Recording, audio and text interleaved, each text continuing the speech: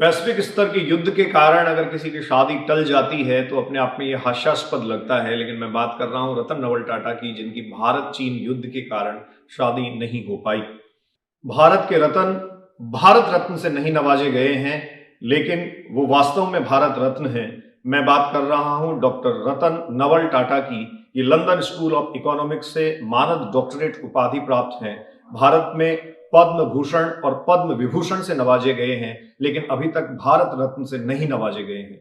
जब जब भारत को, इस देश को आवश्यकता पड़ी, संकट की घड़ियां आई, रतन टाटा ने दिल खोलकर सहयोग किया। रतन टाटा ने अपने भारतीय होने का पूरा परिचय दिया। अन्य उद्योगपतियों के मुकाबले रतन नवल टाटा ने मानवीयता व इंसानियत का परचम लहराया। नमस्कार, मैं एम बलडोदिया अभिव्यक्ति के माध्यम से आज एक प्रेरक जीवनी, एक प्रेरक व्यक्तित्व की बात आपके साथ साझा कर रहा हूं। हम बात कर रहे हैं भारत के सबसे बड़े और मशहूर उद्योगपति रतन नवल टाटा की।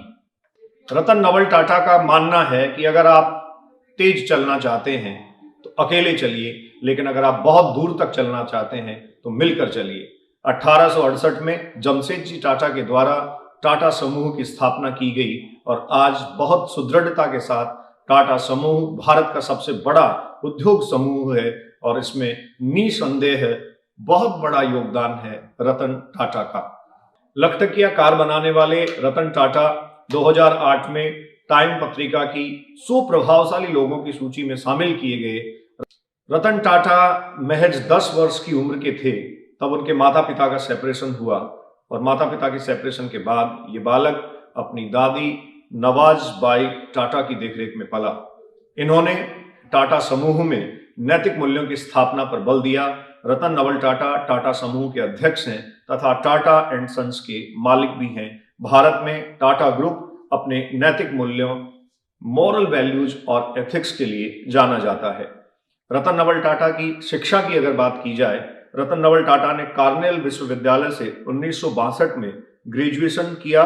इन्होंने BS degree in architecture and structural engineering में अपनी उपाधि प्राप्त की तथा बाद में हार्वर्ड बिजनेस स्कूल से एडवांस मैनेजमेंट प्रोग्राम 1975 में इन्होंने प्राप्त किया। वैश्विक स्तर के युद्ध के कारण अगर किसी की शादी टल जाती है तो अपने आप में यह हास्यास्पद लगता है, लेकिन मैं बात कर रहा हूं रतन नवल टाटा की, जिनकी भारत चीन युद्ध के कारण शादी नहीं हो पाई।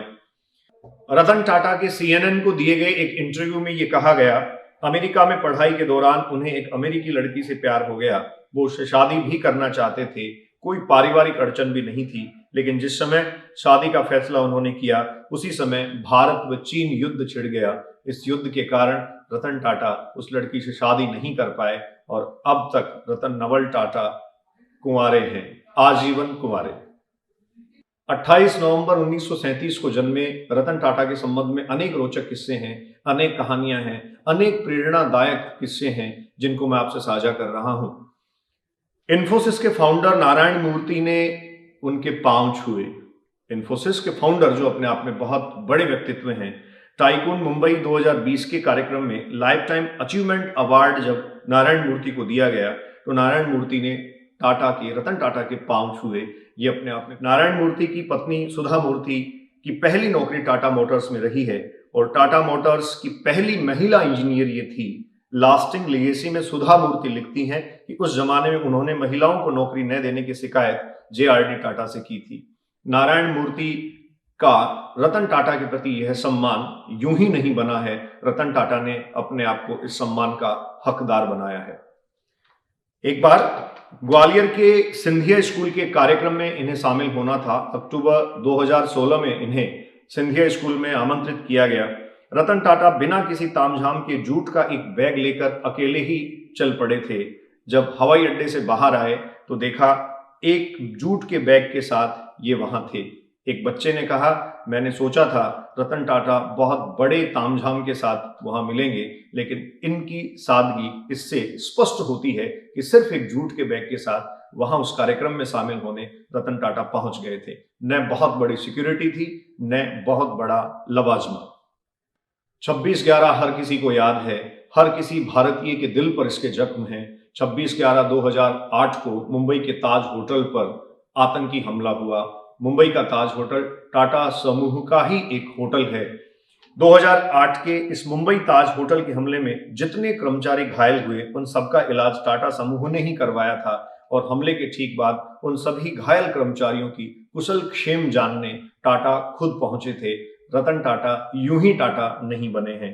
होटल के आसपास के ठेले वालों को भी इन्होंने आर्थिक मदद की और जितने दिन होटल बंद रहा उतने दिन सभी कर्मचारियों को पूरी सैलरी दी गई। रतन टाटा के काम के प्रति निष्ठा का एक बहुत अनूठा उदाहरण इस बात से हमें मिलता है। 1999 में इन्होंने एक हैचबैक कार जिसको टाटा इंडिका कहा जाता है यह लॉन्च की थी, लेकिन इससे बहुत अधिक मुनाफा, व्यापारिक मुनाफा नहीं मिल पाने के कारण इन्होंने इसको हैंड ओवर करने का फैसला किया। तो ये अमेरिकी कंपनी फोर्ड के हेडक्वार्टर पहुंचे। वहां एक मीटिंग के दौरान फोर्ड कंपनी के एक अधिकारी ने इनको कहा, जब आपको पैसेंजर कार के बारे में पता ही नहीं है तो आपने इस बिजनेस में कदम ही क्यों रखा? हम आपके इस कार सेगमेंट को खरीदकर आप पर एहसान ही करेंगे। अमेरिकी फोर्ड हेडक्वार्टर में ये बात सुनकर टाटा अपने आप को नहीं रोक पाए, वो वहां से निकल पड़े। लेकिन अब और बड़ी रोचकता शुरू होती है। 2008 में फोर्ड जैगुआर लैंड रोवर को खरीदने का फैसला टाटा ग्रुप ने किया। तब इन्हें बिलफोर्ड ने कहा, आप यह सब सेगमेंट JLR खरीद कर हम पर एहसान कर रहे हैं। ये था टाटा के दृढ़ निश्चय और काम के प्रति समर्पण का नतीजा।